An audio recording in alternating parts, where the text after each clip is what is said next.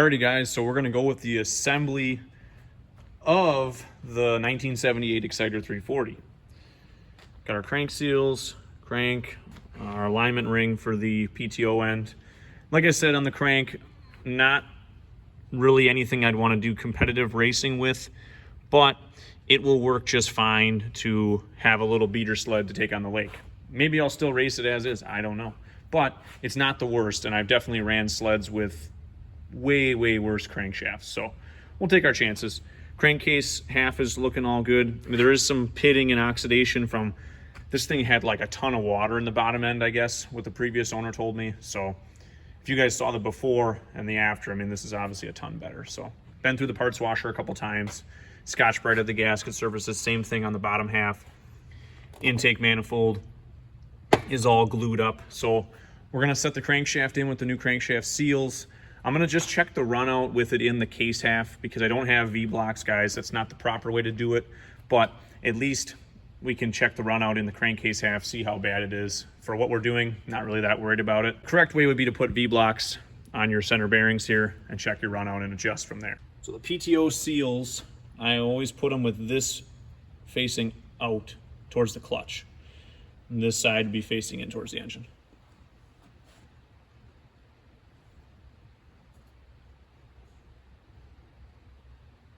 There we go, looks good.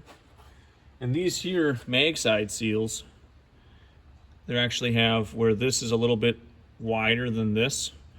You always want to put the wide side facing the crankshaft bearing. So that's how we'll put this on.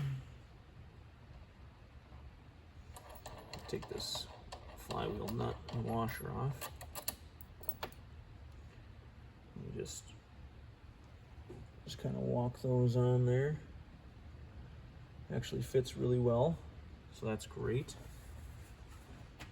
Everything's lubricated well. We'll also lubricate it more once we get it set in there. And then if you haven't seen one of these Yamaha cranks go in before, basically what you have to do is you got to get all the alignment pins lined up. And I always do that by starting with the center. And you just got to also get your seals in line. This one's got to come out just a tad, about there, and then it helps when you don't have grease on your fingers, guys, or you take a rag and wipe these off so you can grip them.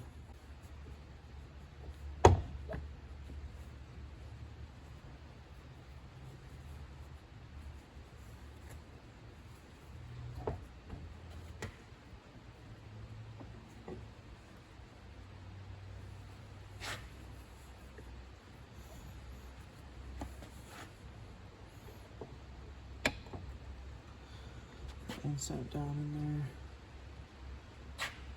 And we gotta get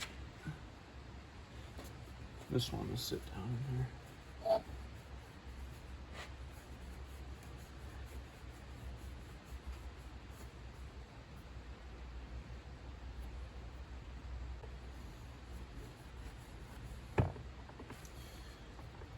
There, we got that one to set in.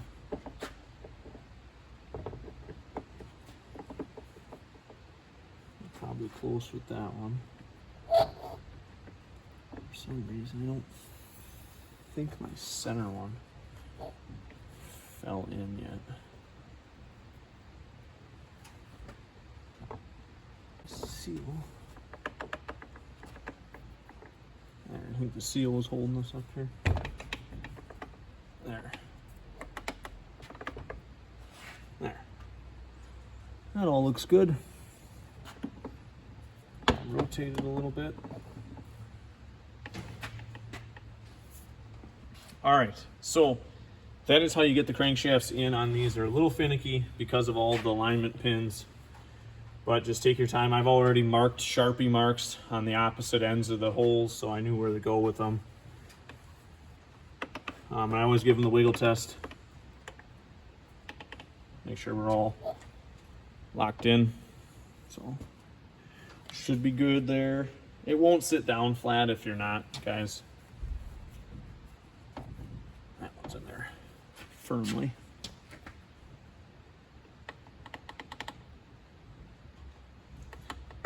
Yep, she's in. Seals, you want to make sure they are in the grooves correctly.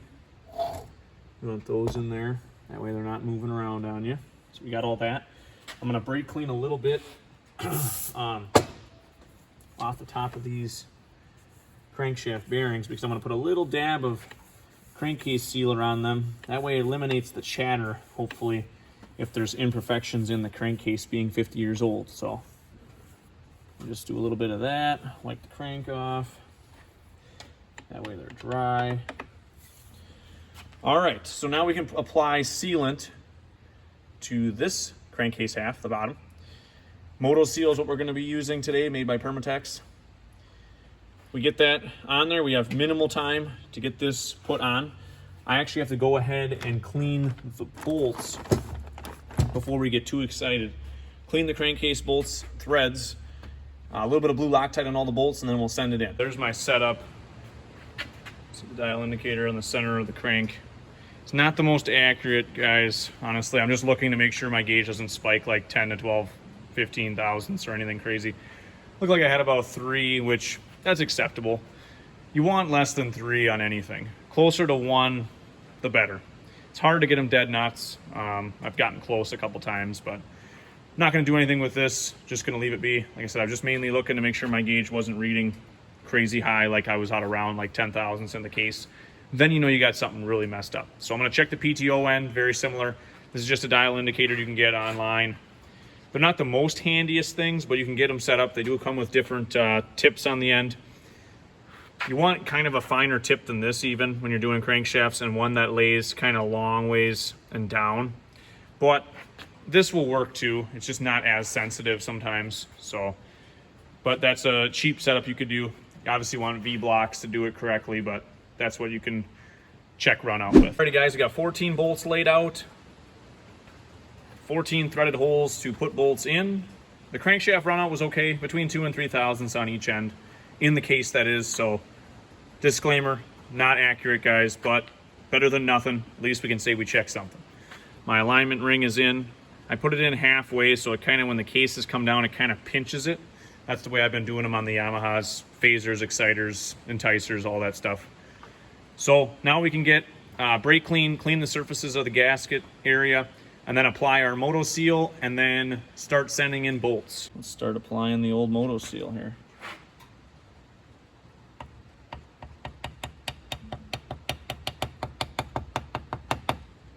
That tapping noise is me dabbing it, guys, on the lower crankcase half.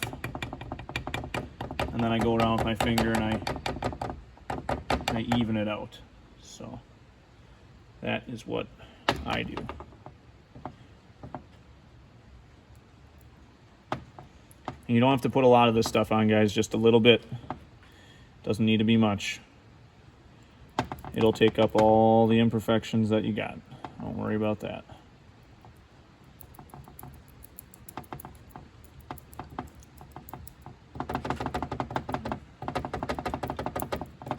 Just gotta get it all dabbed on here as fast as we can. You got a few minutes when this stuff is curing, guys. You don't have to go super crazy on rushing it, but you definitely don't want to be taking your sweet time. You want to have your stuff ready to go so that you don't have to play panic when it's time to assemble this thing. And I put a little bit, like I said, on each of the bearings.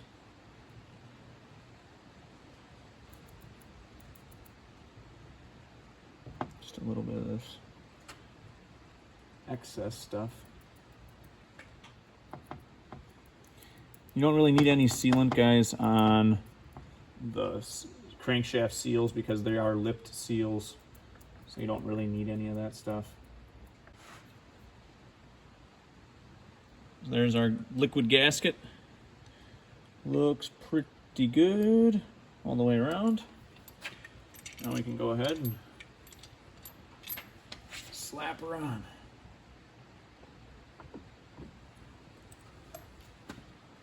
Make sure we get everything lined up good.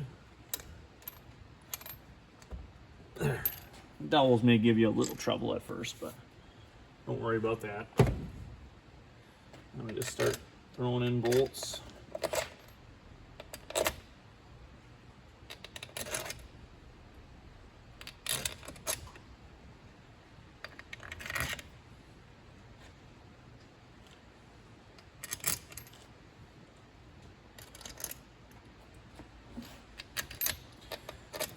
The long short bolt, we'll call it, goes where the dowel pin goes on that back corner by the PTO end.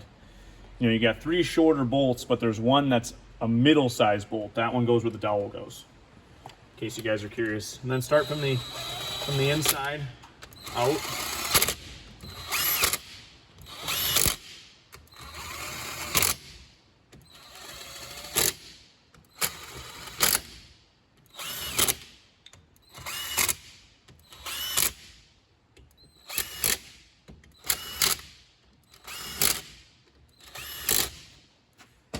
Got everything tightened down, and then I like to turn the crankshaft over a little bit just to make sure we got no binding. Everything feels good. We just got seal drag, which is normal. Gasket is squeezing out, which is fine. It's not excessive, so we didn't put too much on. That's good. Now we can start with torquing the bolts down. And you're going to want to go 18 foot-pounds, guys, on these. And I usually go in like a 2-step thing where I'll go to like, say 10, and then I reach it up to 18 at the end. Same thing like you did for the initial sequence, is start in the middle. And like I said, I like to go kind of halfway to torque at first, and then I'll go back around and finish it off.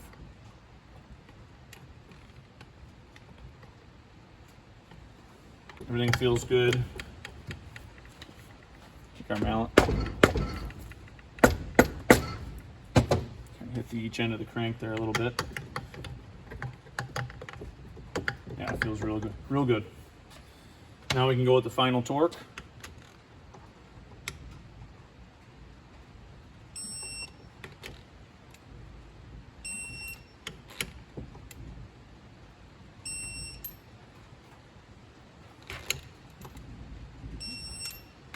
Once again, just crisscross.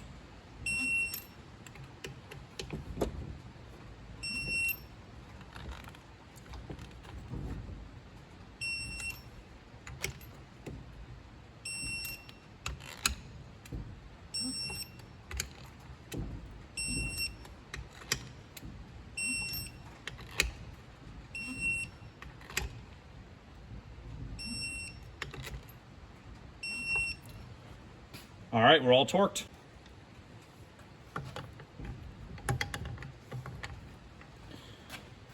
All right.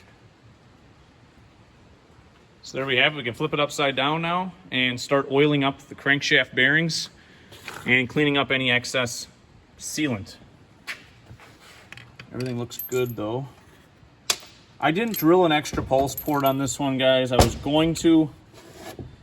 But I figured if I'm going to use this for oval racing, I'm probably just going to put a windshield washer pump with electric and say screw it to the vacuum pump.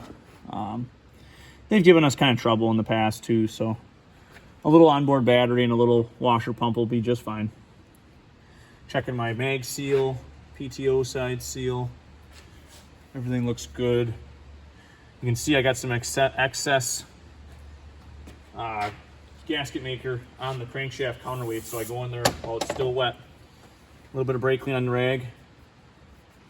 I just go in there, rotate it over, and I wipe that off.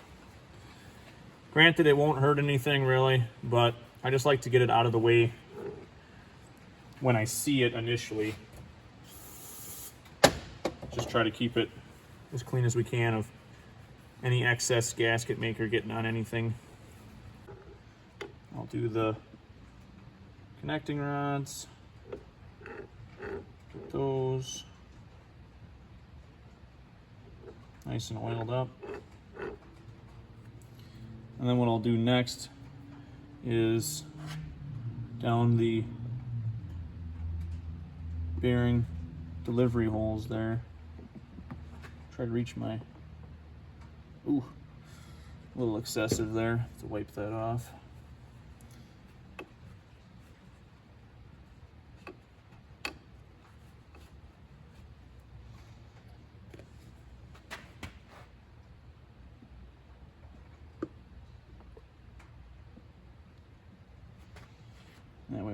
crank bearings, get some oil.